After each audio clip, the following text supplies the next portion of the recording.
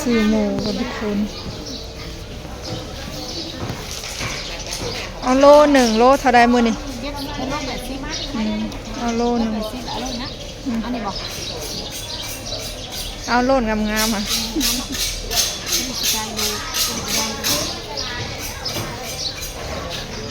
จริง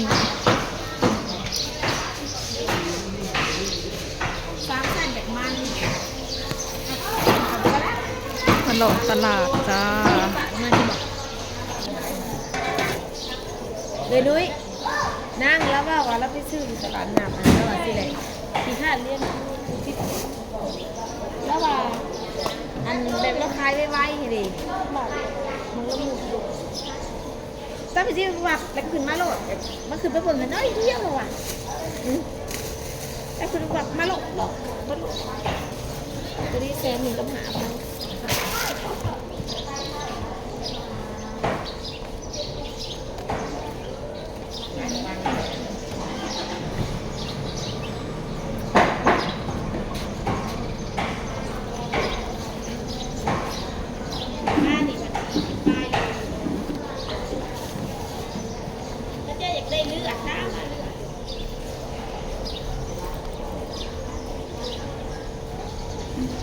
อะไรก็เอือดแสนหนึ่งก็หาพัน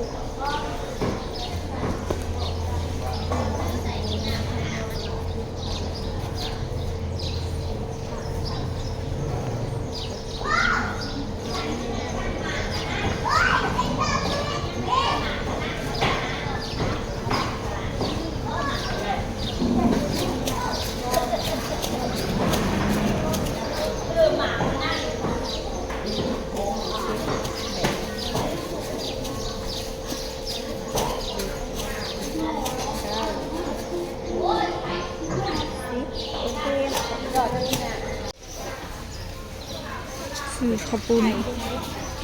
ไข่เบิ่งมันให้เราเบิ่งมากินข้าวเปียกต่อเนาะทุกคนเพราะว่าตอนนี้11 โมงไปเนาะหิวข้าวเขาก็ได้สั่งข้าวเปียกไปเป็นถ้วยนึงเนาะนี่ข้าวเปียกซีน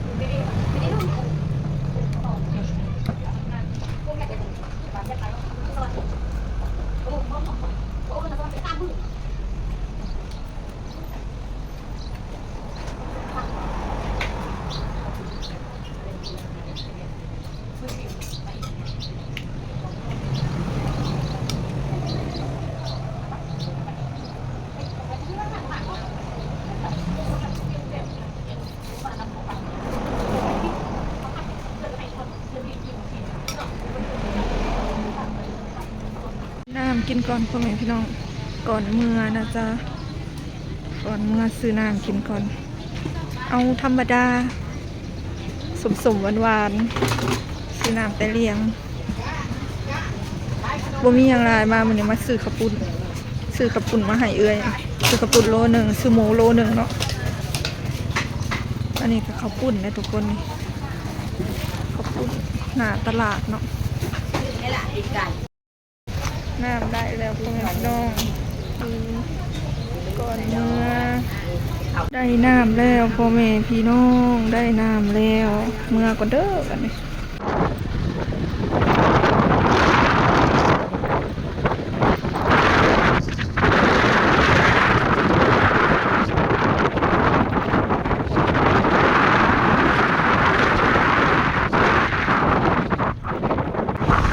มาฮอดทางเข้าบ้านแล้วพ่อแม่พี่น้อง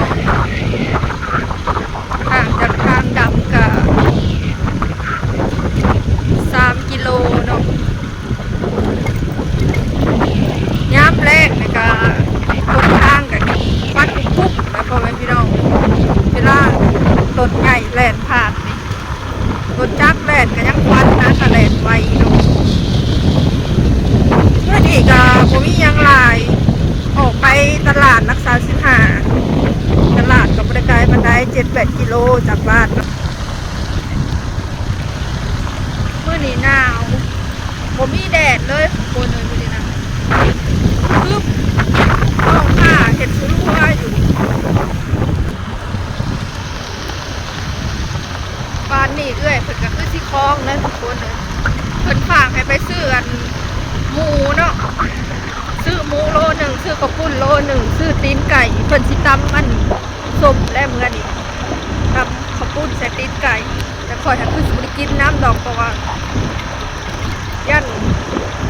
อันท้องอืดท้องตื่นผักเจ็บท้องเขาสั้นซะเอาง่ายๆก็เป็นกระเพาะอะไรเนาะเป็นกระเพาะอักเสบกระเพาะเป็นปากเป็นแผลกินหน่อไม้หน่อมันกับพิษเนาะกินยังกับพิษตอนเที่ยงมีคอยกินข้าวเปียกเนาะคอยกินข้าวเปียกมาแล้วก็ได้เพชรเนาะใส่พริกน้อยเดียวกินข้าวเปียกมาแล้วกินลงไปประมาณ1 ชั่วโมงเนาะรู้สึกว่าท้องไหลกันทุกคนท้องไหลกันแต่ว่าพอได้เจ็บเนาะเมื่อคืนนี่เจ็บเมื่อคืนนี่ทั้งไหลกันทั้งเจ็บเลยโรคปอดแบบโคเศร้าเลยนะทุกคน